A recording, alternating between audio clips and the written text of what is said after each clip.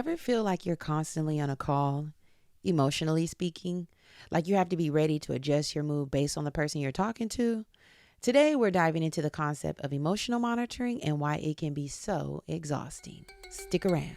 Welcome to the Black Girl Bravado podcast, your weekly fix for all things mental health and wellness. I'm Brittany. And I'm Germany. And not only are we besties, but we're your besties. You heard me right. It's homegirl vibes here. Get ready for the girls to dish the real, the raw, and the fucking funny. And listen, we may drag you, but it's always in love. Let's start the show, cuties. Hey, y'all. Welcome back. Welcome, girly pops.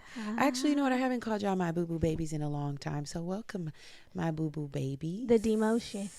Oh, No. It's not a demotion. Honestly, after taking the break, I just, got to turn it back on. They are my boo-boos and my babies. So I'm happy to be here with y'all and happy to be here with you. Turn the page, turn the key. Yeah, same. I'm happy. I'm equally happy. How are you feeling? I'm feeling good. Good. You know, one thing I will say for the men that are listening, it's something wrong with people. This is the thought that... what? This is just a thought that came into my mind that I really want men and women to work on engaging with each other better. Oh, okay. Because I was out the other night and it was this man.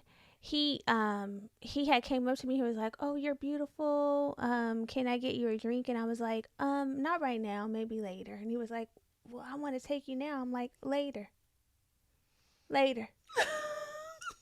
Nigga. So he comes back. He was like, "Is now a good time?" I'm like, "Sure." So we started walking to the bar, and then he was like, I was walking in front of him because the way that I was positioned was in front of him. And he was like, wanting to hold my hand. He was like, "Do you want to lead or you want to let me lead?" I'm like, I'm actually okay on the drink. I'm like, bruh. Go ahead and keep the drink. It's too much.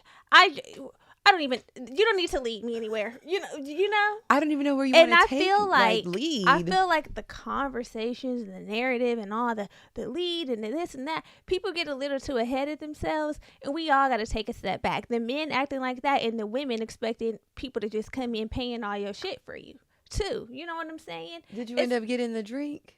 I got the drink, and then I left. Girl, he was bothering me the whole. He wanted me to come be with his family, meet his family. His family having to be there. Absolutely not. His family having to be there. I had to tell him. I had to check him, y'all. I said, "I'm actually here with my friend." I'm not ready to meet your family. I'm here with my friend. I came here with my friend. My friend's from out of town, and the reason why I'm here is because she's here. I'm not here to spend the whole night with you. And I'm like, "So go. We're done."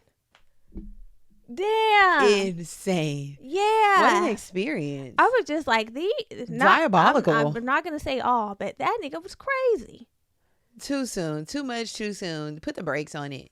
Why? Why all of a sudden you want me to meet your family? That's how you come in? He was like, "My brother."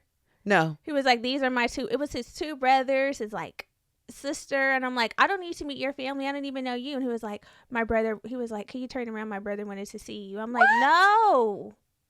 Fucking weirdo." Absolutely not. Leave it. Dump them. Break. Oh, God. Anyway, I said all that to say that people are crazy. People got to calm down. I'm just seeing a lot of discourse about a man got to be doing this, a man got to be doing that. And then the men wanting to lead in the club. You don't have to lead me in the club. Especially if I just met you. Right. Honestly, what these men need to do is learn how to be men. And respectful. Because I had a situation where we went out and I was like, how dare you? When I was waiting at the bar, I went to the bar to go buy a drink for like someone, right? And as I was waiting, he came up and was waiting on the bartender as well. So he was like, "What are you drinking?" He asked the lady what she's drinking. I tell him what I'm getting, right? He was like, "Oh, okay." So when the bartender services him first and he doesn't order, I don't overhear whatever the drink. I'm like, you told him. I actually didn't hear what I said I was drinking or what I was grabbing. My drink is not even for me, but nigga, you are a bum. So he didn't even get the drink. And I was like, so I at that point I already didn't have any energy for him, but how dare you ask me what I'm drinking, not order the drink and then turn around and proceed to engage in conversation? No. There was nothing. Stonewalled. I have no words for you. Stonewall. I just ordered my drinks, he was like still trying to talk. I'm like, the nerve. I didn't even answer his question, Right. because who do you think you playing with? What kind of women are you dealing with? I had nothing to not give. dealing. I grabbed my drink I and don't know so if they're long, dealing with. bitch. He was a bitch in my eyes. That was a bitch. Girl, it's either that or the other far end of the spectrum. I'm like, where's the happy medium? Like, you don't have to be trying to, make me your wife and talk about. Somebody was talking about they want 10 kids and said, oh, you don't want to talk to me. And they don't even know how to engage. You don't even know. They don't know how to engage. They don't know how to approach a woman. They don't even know. I just see a bunch of people in the club not doing nothing. Staring. When you have beautiful women around you and you're not even Staring. engaging in conversation or trying to get the fuck out of here. Go play Fortnite. Go get on the game or something. They want to be chased and pursued. I'm not of that ministry. But girl, yeah, I just had to share that with y'all because it just took me completely aback. I was taken aback. I'm like, boy, now I got to tell you. Now I gotta hunker down on you. Exactly. That Chris Brown when he was because flinching at you. Ugh. the fuck. Anyway, sickening. I hope you all are having a good time. Right. Happy Tuesday, girls. Happy Tuesday. Oh, what a time. Anyway, how are you? I'm well. I'm feeling good, feeling great. Enjoying the summer. Mm-hmm. It's hot out. Very. I'm hot. Very hot. Period. Hotties. The hotties. The weather's hot. I'm hot. Everybody's hot. You're good? Everybody's hot. Yeah. The summer's my favorite season. I feel like I come alive. I know. You always say that. I feel like I come alive. You always say that. I'm alive. I'm well. Summer's here. We have trips on the books. Oh, we do. We do. And that is what a girl needs. Girl math is having a trip, a resi on the books.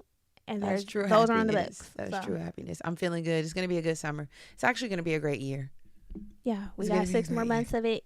And I'm ready to make those the best 6 months of my life. Seriously. Oh, I'm so sorry if you hear my stomach. Yeah, growling. we're hungry.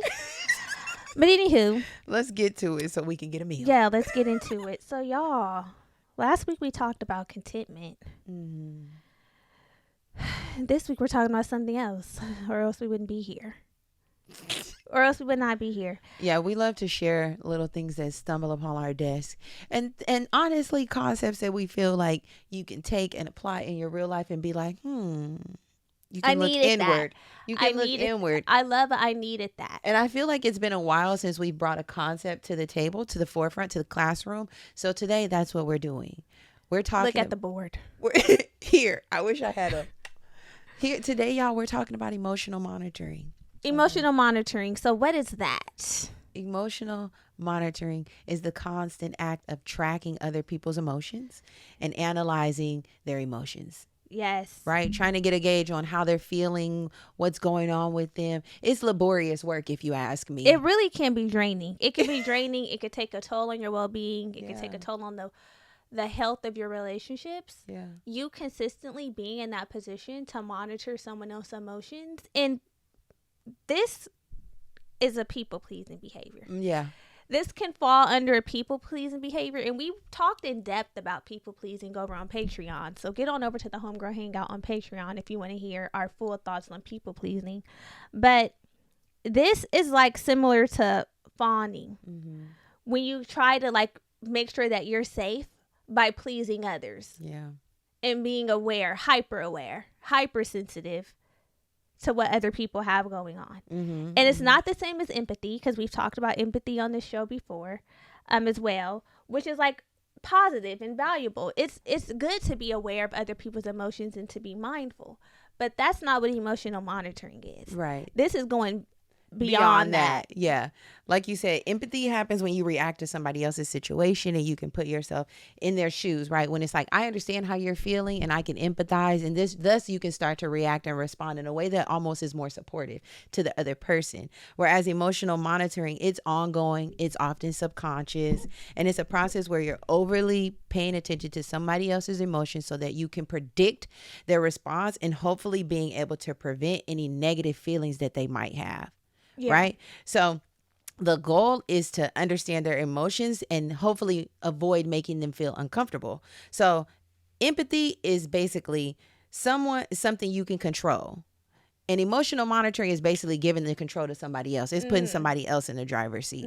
When I'm expressing empathy, I am in control of how I'm feeling and what I'm giving you. Emotional monitoring means you have the reins and you are riding my motherfucking ass. Yeah. And I'm just going along for the ride. Yeah.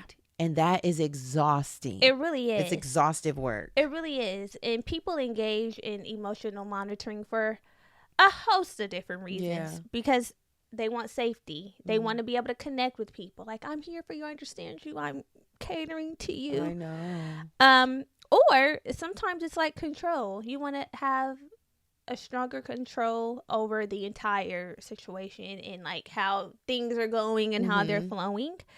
And so. And trauma. We know that a lot of this stuff starts in childhood. Stems from childhood trauma. I know. I mean,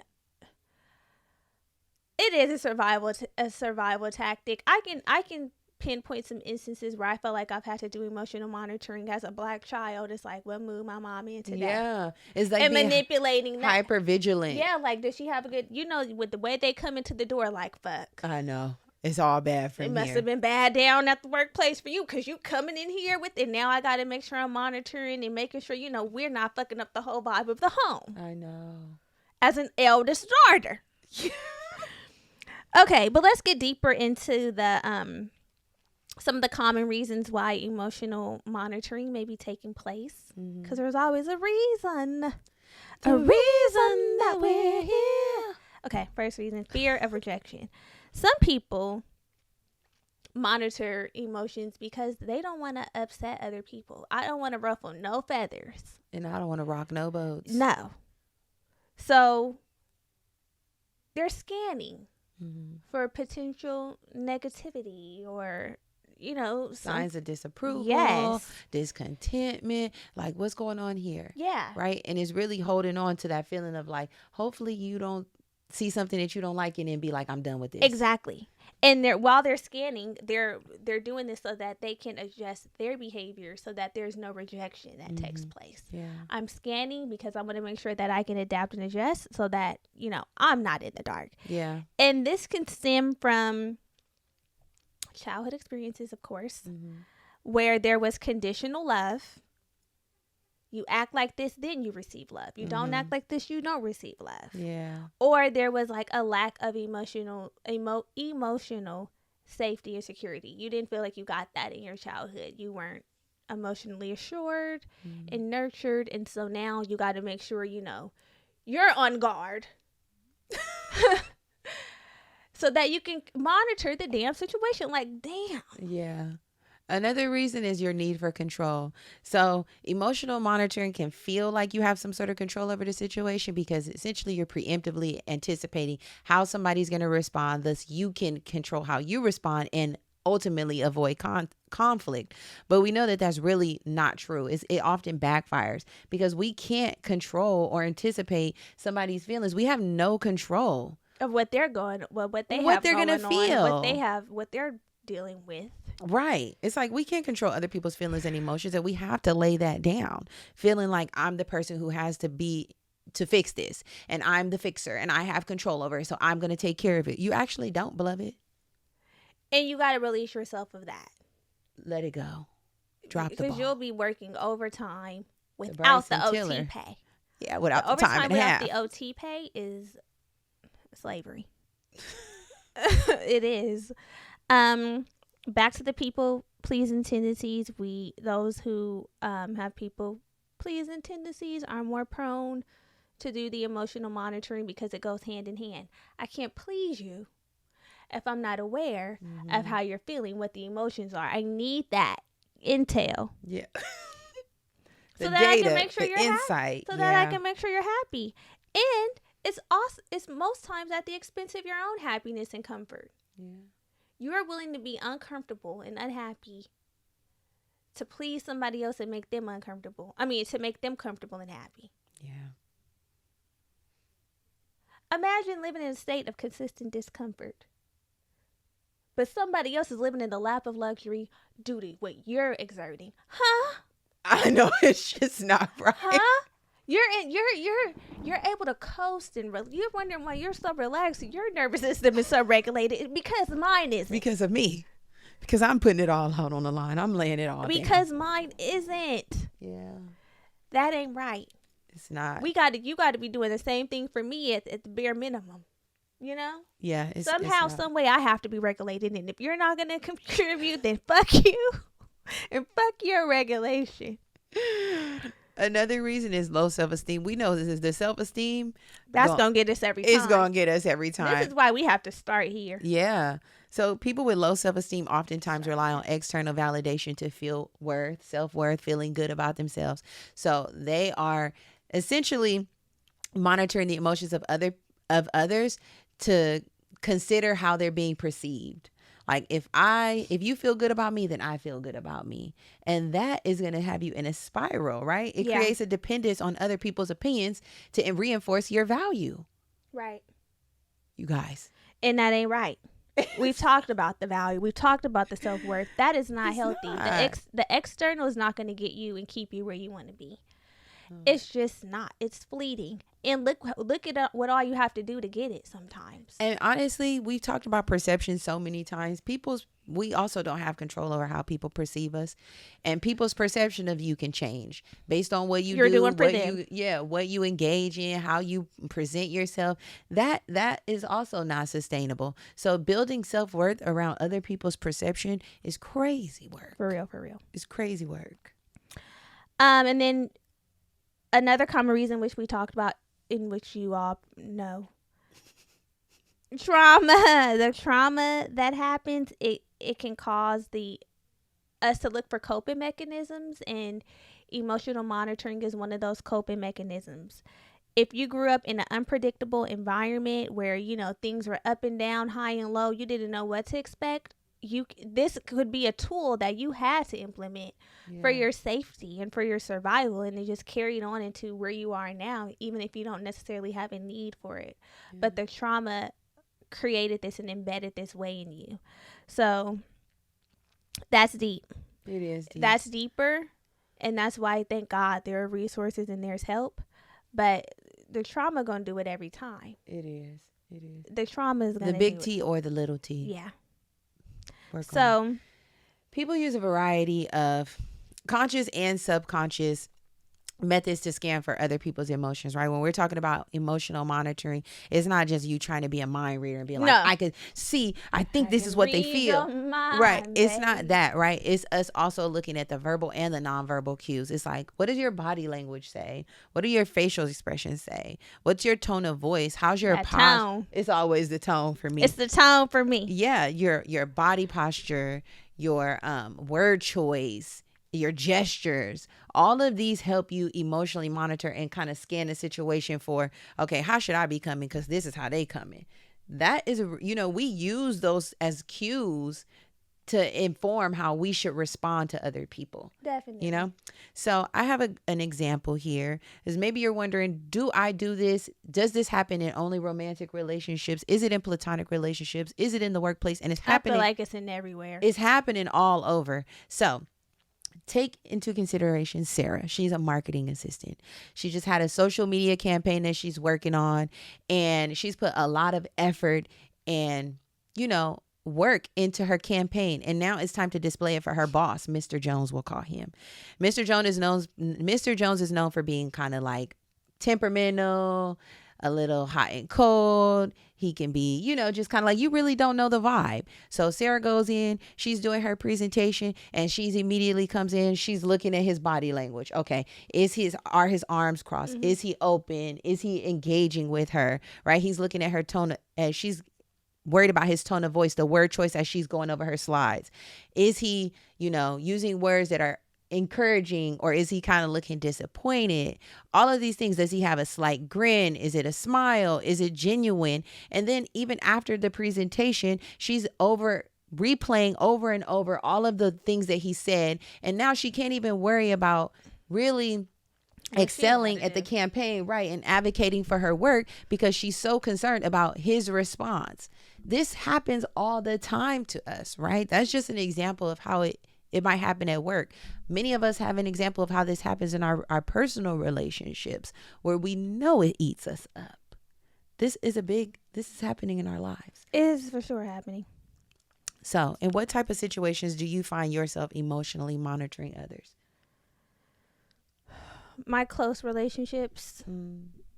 I need to know, is everything okay? Yeah. Are you okay? Are we okay? Are you really okay? Yeah, are we okay? So when you said that we scan for body language, tone, facial expressions, all of that, I definitely do that. It's in the relationships that are closest to me that I do it the most. If it's a relationship that's not like that, like maybe work or something, I'm doing that when it's something that's going to directly affect me, like with the boss or something. Yeah, when like you're that, engaging with your manager or something. Yeah, then I'll turn it on. But as far as like other people, I'm not doing it too much. Yeah, but it's be the close relationships. I need to know: are we okay? Are we good? Yeah, I agree. I don't do it so much at work, unless, to your point, I'm dealing with like someone who. My manager. A superior of sorts. If it's somebody who's peer-to-peer, girl, get out my fucking face. Yeah. I actually am not even thinking about you. Don't care.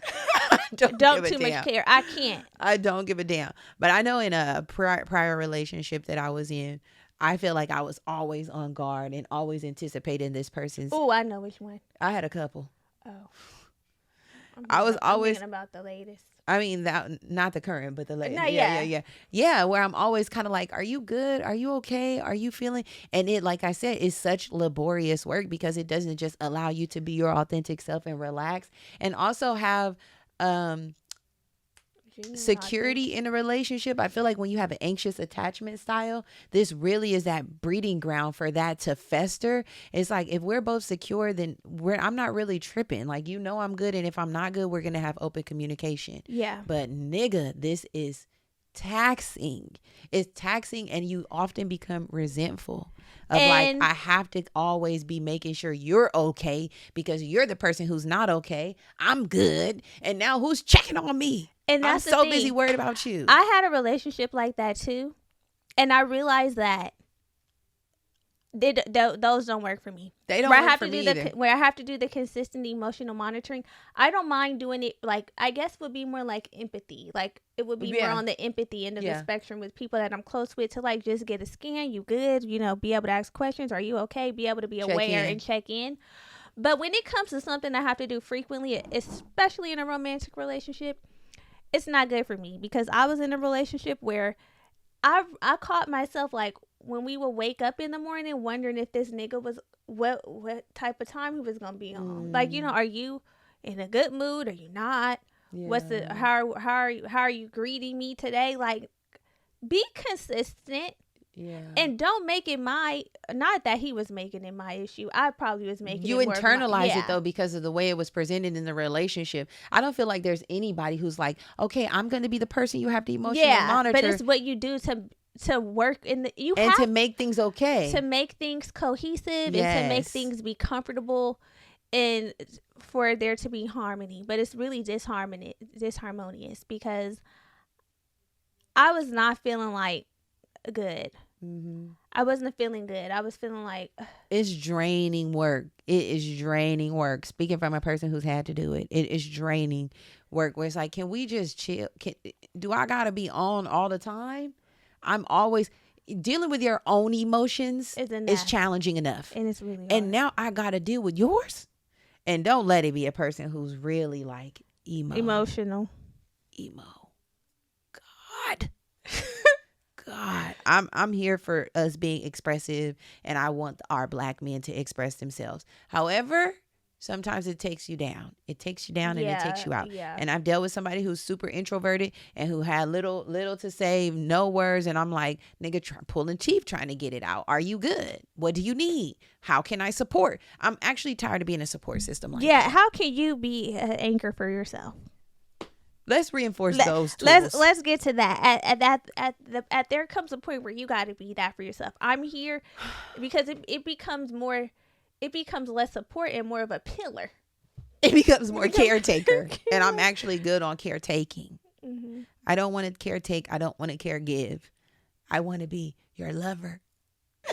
That's what I want to be too. That's it, y'all. I want to be your lover. So we're going to take a little break. We got to pay some bills, as they say. Right. And we will be right back.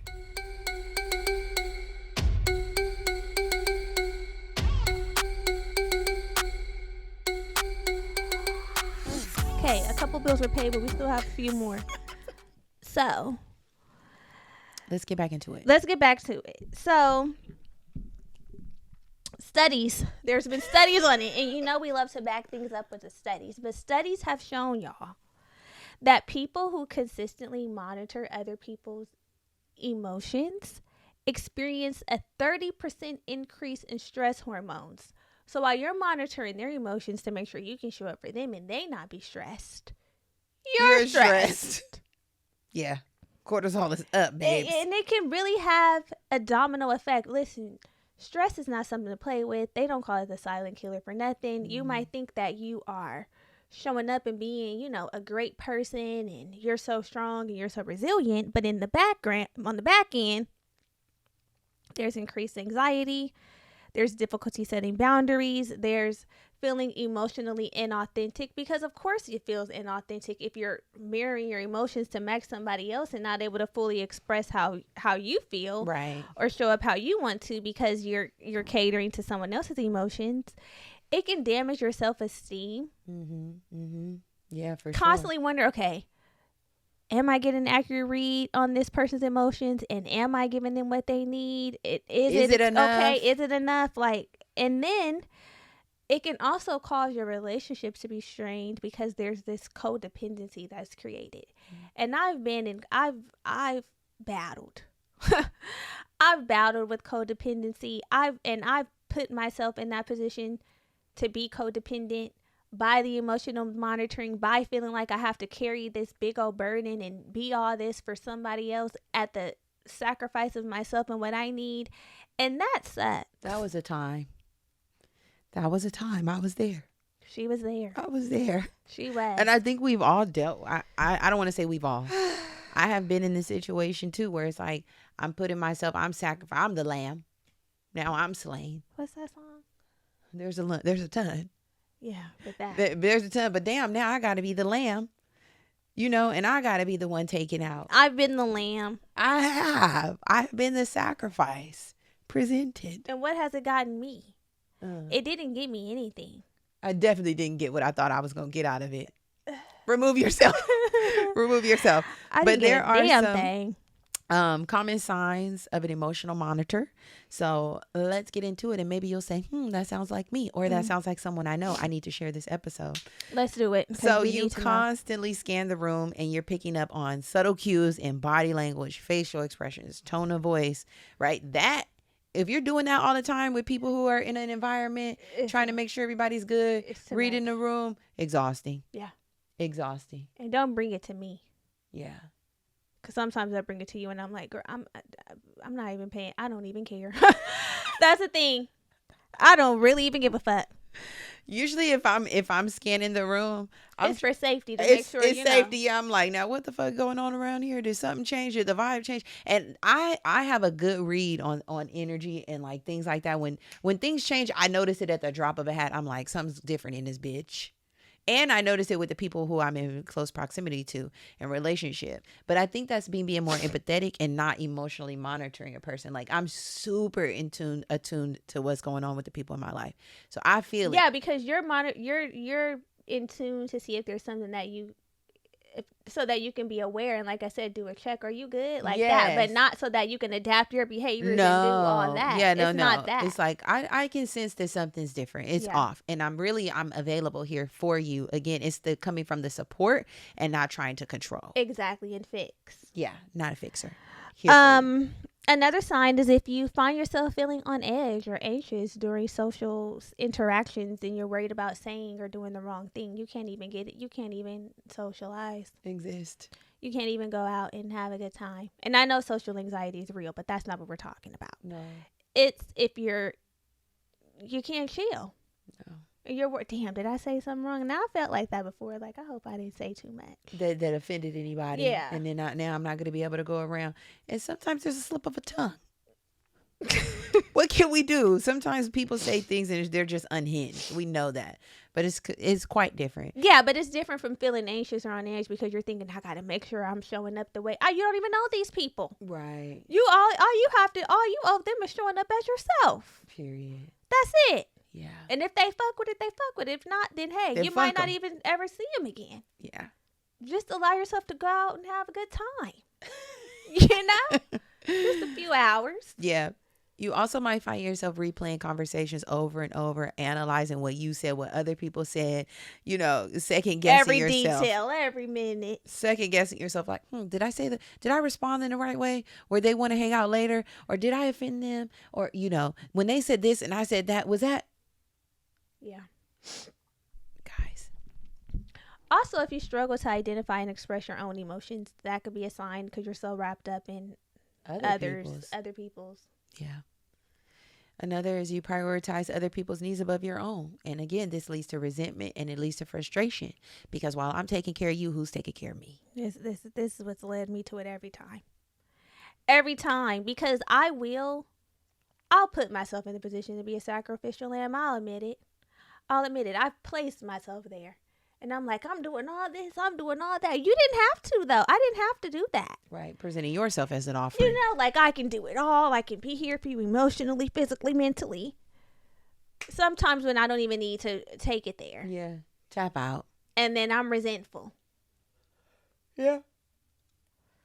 The resentment comes at you hard. You don't even realize it until It'd be like a little sneaky feeling coming up, and you're realizing the posture that you have while you're doing certain things, and it's like instead of doing it with that posture and having that resentment in the background, why don't you speak up and say, you know what, I know I did it. I know I once was doing it with a smile. But the smile has turned upside down. And the thing with emotional monitoring is you probably don't even realize you're doing it until it all comes to a head, until you are met with resentment or frustration. It's something that happens so subconsciously and it's happening in our everyday lives that you have to be cognitively aware and very operating in your conscious mind to say, I actually don't like the way this feels. I know, and it's hard. It's hard too, especially when you know that it's providing like a level of comfort to somebody that you care about. Yeah. It's hard to be like, I can't do this anymore. Gotta pull back. Okay, back to the reasons. You might find it difficult to make decisions based on your own desires, like something that you really want to do or something that feels good to you because you're anticipating how it might make somebody else feel or how they may react to it, especially when you know them. Yeah. It's tough when you know, like, this would make me feel so good, but I know that this would make them feel so uncomfortable. And I'm monitored, and I feel like it's my duty to monitor and control that. That can be a battle. It can be. Then you have to release it. I was in a relationship where the person was so introverted they didn't want to do shit. And then at some point I said, you actually could just stay home and I'll be out. Period. You have to remove yourself and do things that you want to do. I actually have to leave you here. I'm going to leave you where, and I'm sure I'll find you here when I come back. Bye. I've done that. I've done that, and the person tried to make me feel some way about it. Like, you always want to go out. And I'm like, I do. And you never do. And that's the part where it's like, it becomes a problem. Yeah. Who I am authentically is not aligned with who you are authentically. And while I make accommodations and sometimes sit my ass in, you got to make some accommodations and take your ass out. Right. So that we can both be okay. Mm-hmm. Okay. Okay. You might personalize other people's bad moods and feel responsible for cheering them up or fixing the situation. Like, okay, they're not feeling good today, so now I got to do something. I got to go above and beyond to change the trajectory of the day or to lighten the mood. And I've put that on my shoulders before. Like, oh, I know, let's do something else. Baby, I can't fix it. I know. I'm going to go ahead and leave it to you to fix. And I was there. Yeah. Also, if you find yourself apologizing excessively, like even for the little small things so that you can avoid upsetting others, then this could be you. Mm-hmm. Yeah. Apologizing over every little thing. Yeah. You might also feel like you have to walk on eggshells, right? In certain environments or certain atmospheres with people to avoid making shit rock the boat. Y'all, I felt like that before. Like, I got to walk on eggshells with you. I did too. I feel like I had on I feel like I had cement blocks on the shells. I'm like, damn. Any Every step time I you walked, every little step you took was crushing every little on the step, edge. I'm like, baby, I'm not going. It's too much of a burden to carry. I don't know if I can deal with this. I don't know if I could deal with this. But you were doing it to keep the atmosphere positive. Of course. Okay, if you feel emotionally and mentally exhausted after social interactions, even positive ones, Might be too much emotional monitoring. You might be tapped into other people's too emotions. much. Like, everybody else was having a good time. Yeah. Everybody else was cool. Yeah. And you went home feeling something. Drained. Like, why the fuck were you feeling something that, like, Yeah. why were you feeling that much? You probably have to, like, dial back. You got to relax. That's what it is. You got to take a step back and say, maybe I'm doing more than I need to do in the space. Yeah. You know, maybe that space doesn't require that for me, and I can just show up as who I am and leave it at that. That's all you had to do. Yeah. That's all we have to do. Sometimes we give ourselves a job that we don't need to have. Listen, ain't even getting paid for Not it. even getting paid. Also, if you need significant time to recharge after social gatherings or social experiences, like, oh my God, there's no way I could go back. I'm so drained. I'm emotionally hungover. It was exhausting.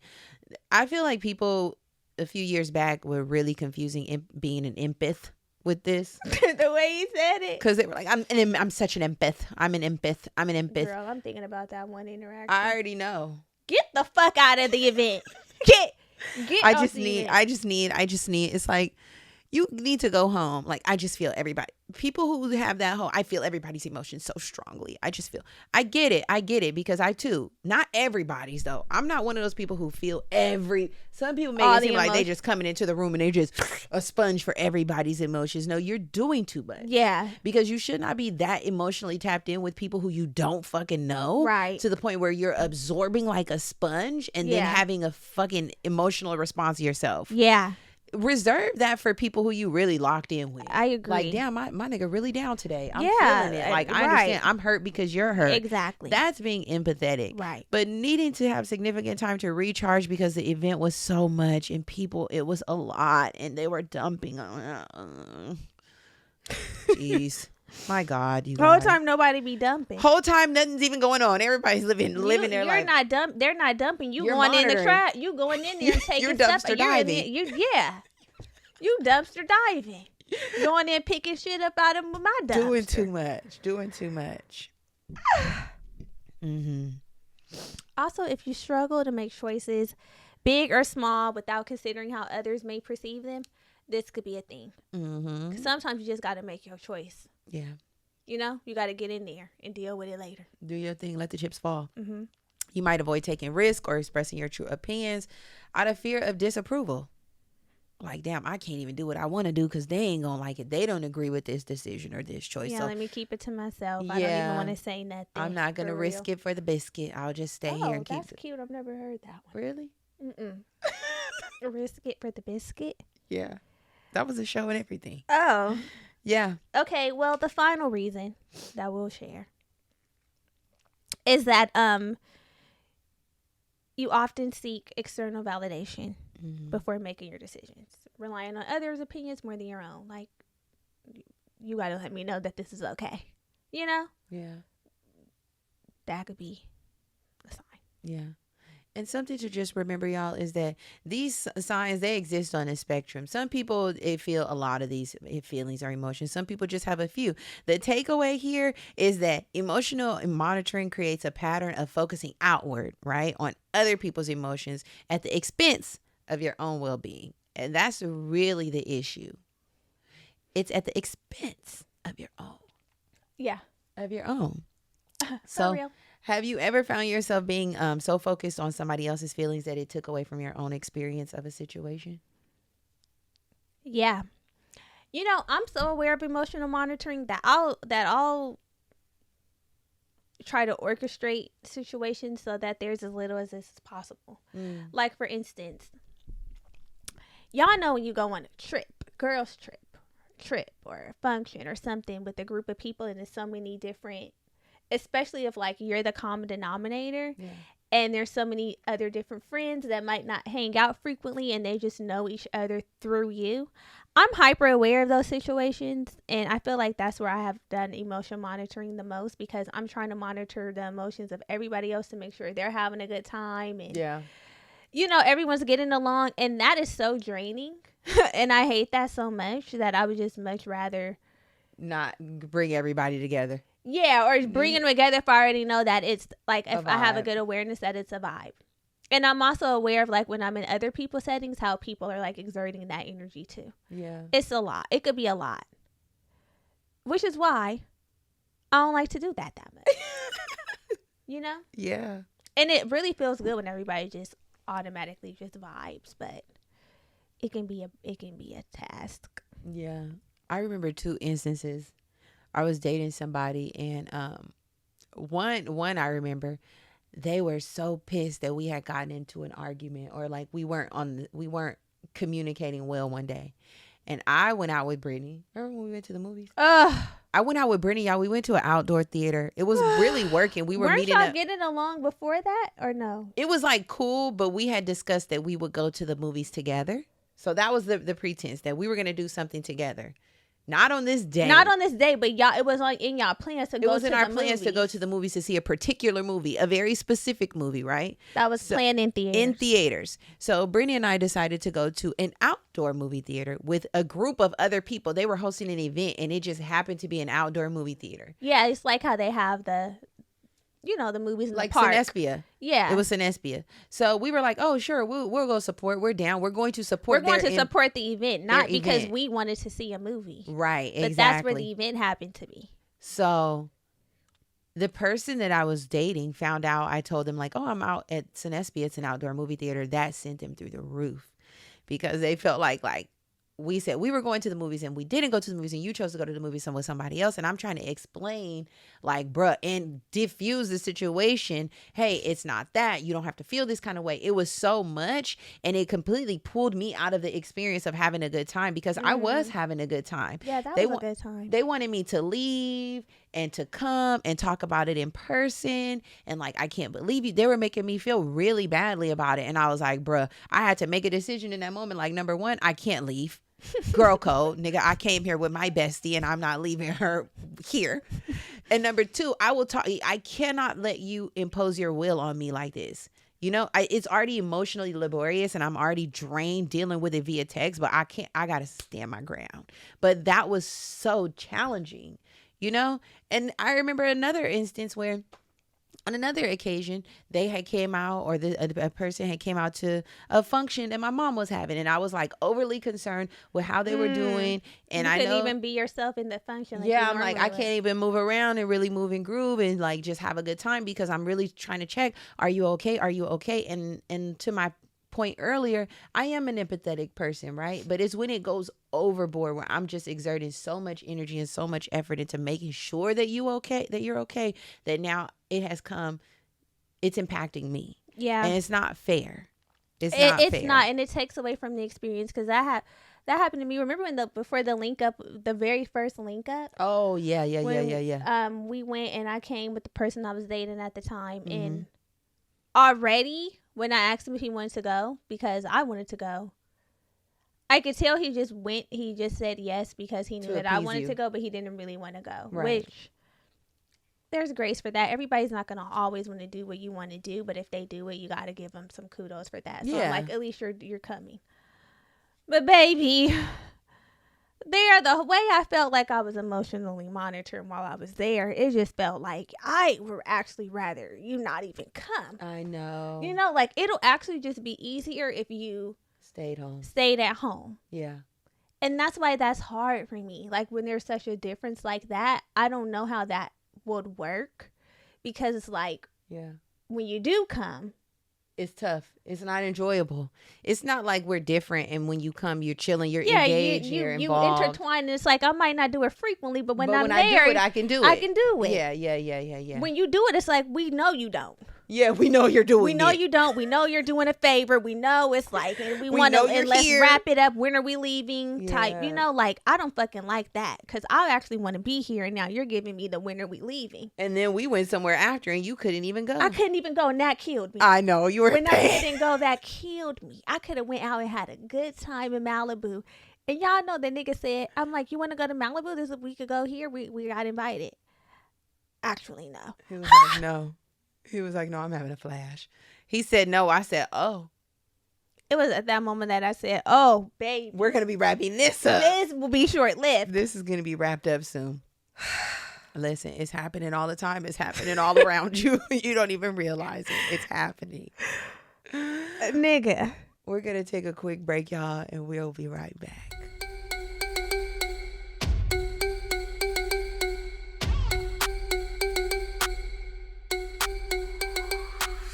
Before we get back to the show, a couple things. One, if you are not subscribed to us on YouTube, do that.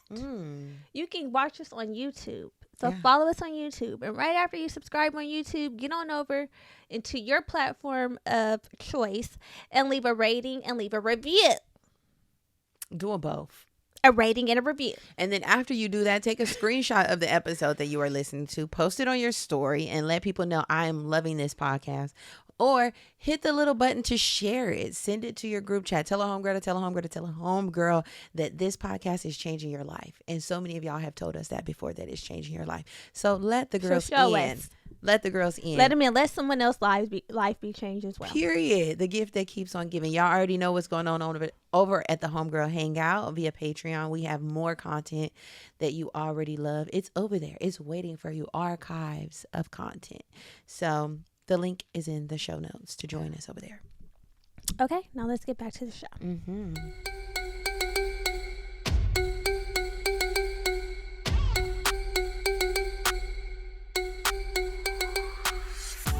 We're back.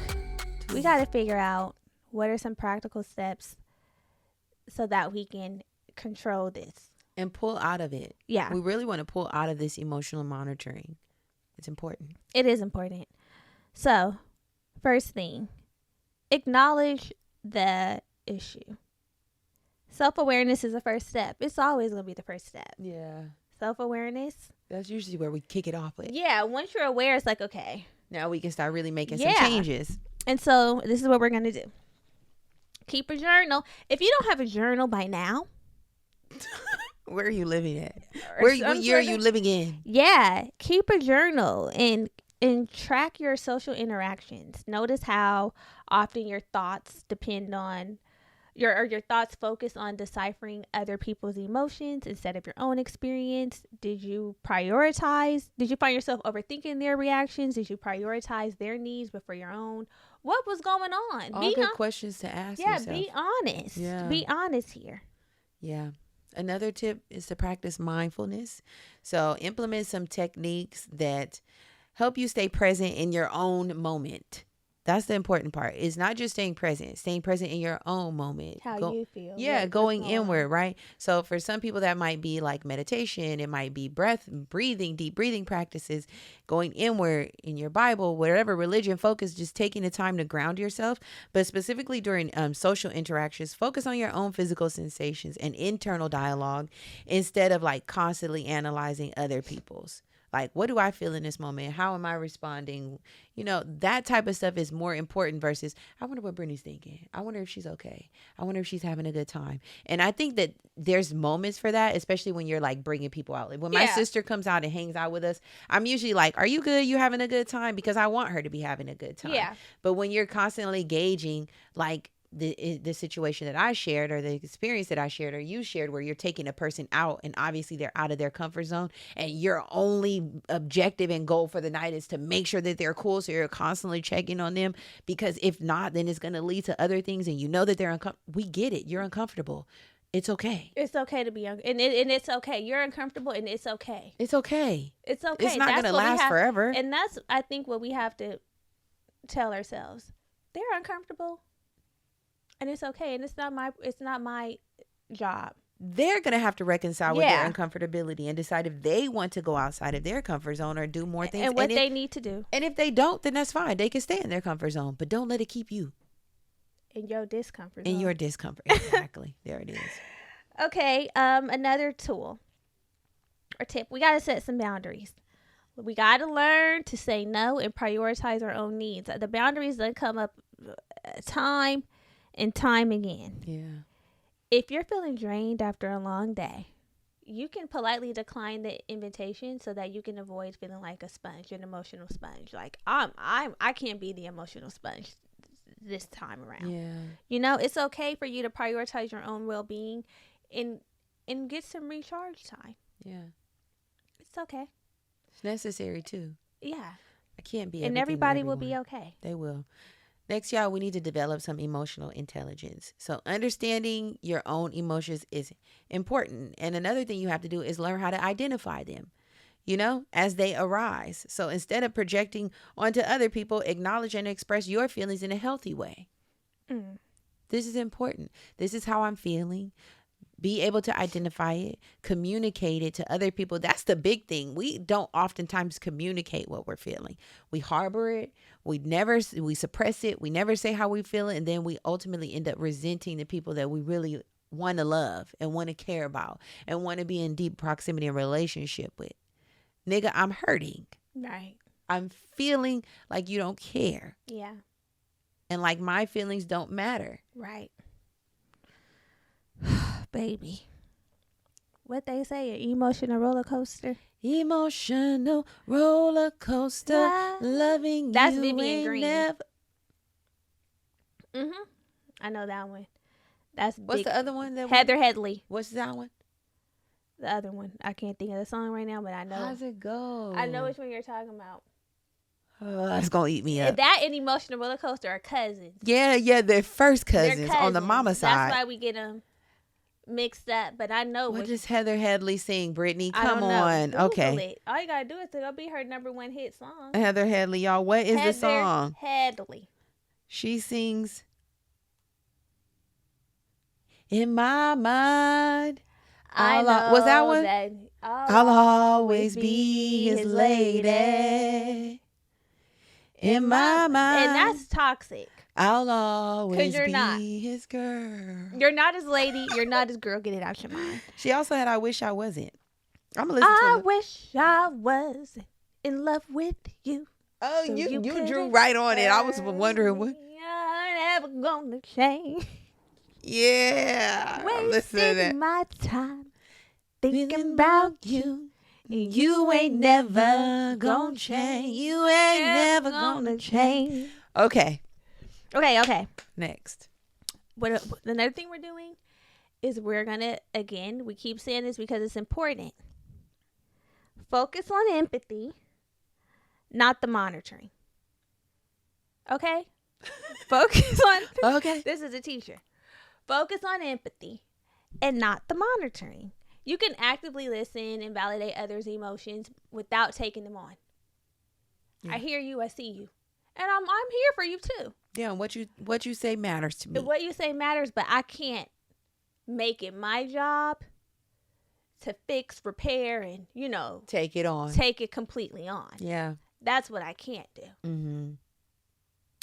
Lastly, y'all, last tip is to challenge your self-talk. So when you catch yourself thinking, I need to make sure they're happy or make sure they're okay, challenge that thought. Remind yourself that you actually cannot control what other people are experiencing in their emotions. It's actually their responsibility to manage those things.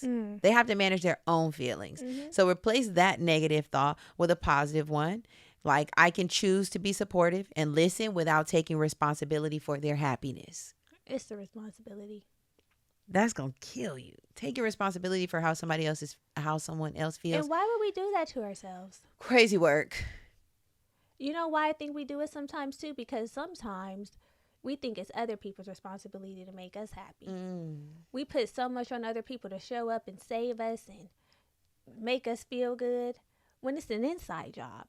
And I think because we depend on other people for that, we feel like we need to be that for other people. But it's all an inside job. Come on, Pastor Brittany. Sometimes Now you preaching. Sometimes Step up to the pulpit. Yeah. You up there right now. You preaching. I agree.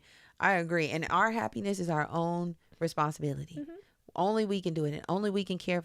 I feel like people can care for you, but really you're responsible to make sure that you are good. If you don't do it, ain't nobody else gonna do it. For real. I was listening to something and they said that we need to look at ourselves as our own little human.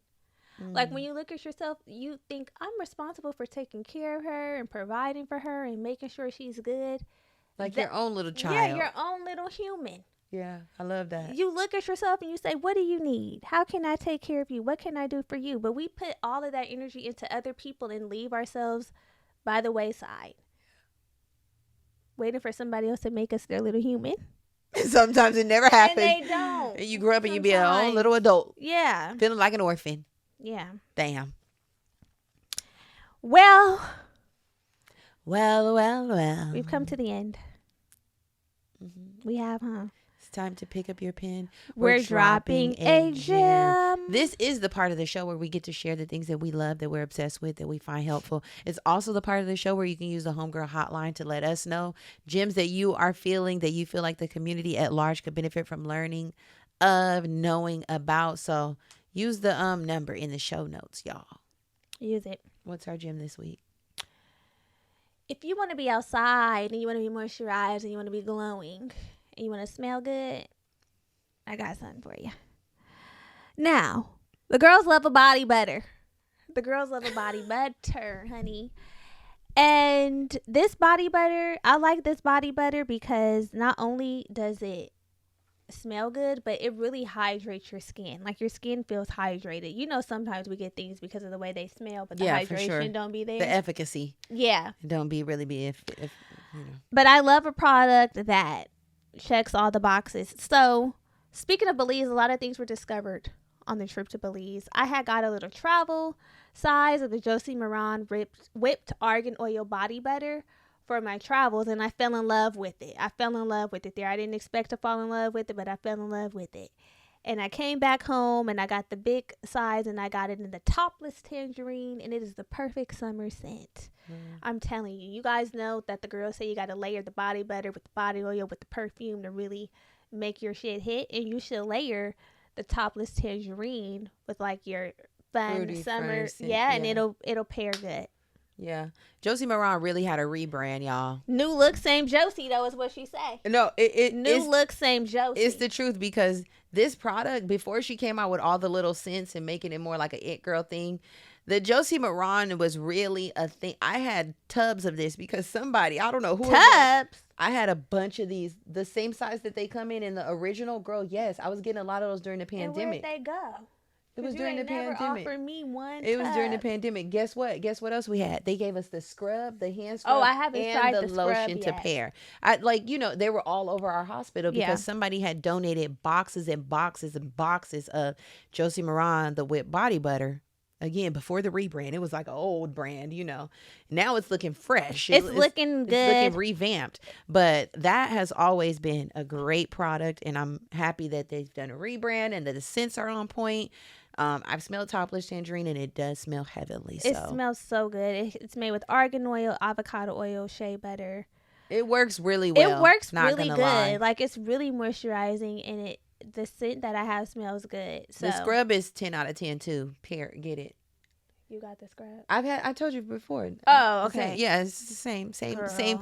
same new look, same Josie is what she said. My Trader Joe's scrub.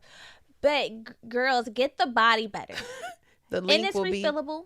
The link will be The link will be down in the show notes. Alrighty. Okay, girls. Hopefully y'all are enjoying these new episodes that we are releasing. We're gonna be coming in hot week after week. No more breaks for the foreseeable future. No more breaks. We have some good guests on the horizon to join us. Yeah. We'll see you next week. Love you. Mwah.